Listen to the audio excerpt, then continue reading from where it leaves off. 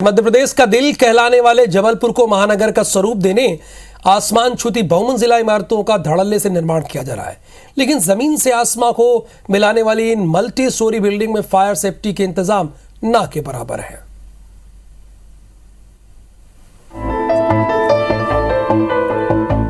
बहुमंजिला इमारतों के निर्माण के लिए जबलपुर नगर निगम लगातार हरी झंडी तो दे रहा है, लेकिन इन इमारतों में आग लगने की स्थिति में निगम के पास खुद ही आग बुझाने के संसाधन नहीं हैं। जबलपुर को महानगर का स्वरूप देने में लगे नगर निगम ने अब तक 2 ग्रुप को हाई राइज बिल्डिंग बनाने की अनुमति दी है, जबकि कई आवेदन लंबित पड़े हुए हैं। वहीं निगम के जिम्मेदार मान रहे हैं कि अगर आग बुझाने वाले संसाधनों का अभाव यूं ही बना रहा तो भविष्य में बड़े अग्नि हादसों पर काबू पाना मुश्किल हो सकता है।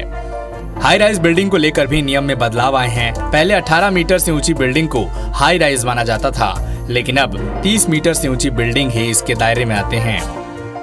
किसी भी शहर के विकास का अंदाज़ा उसकी आसमान छूती इमारतों को देखकर लगाया जा सकता है, लेकिन यही आसमान छूती इमारतें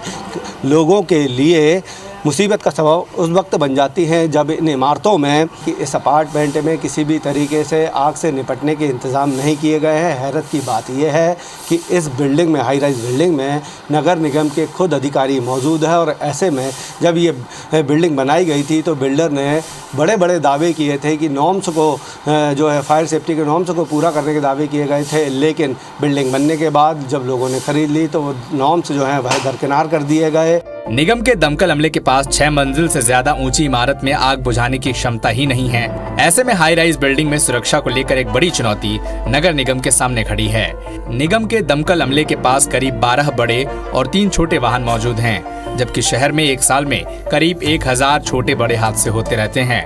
निगम के दमकल विभाग के अधिकारियों ने हाई राइज इमारतों में आग से निपटने के लिए सुरक्षा इंतजामों को लेकर दिशा निर्देश देते हुए NOC लेने को कहा है।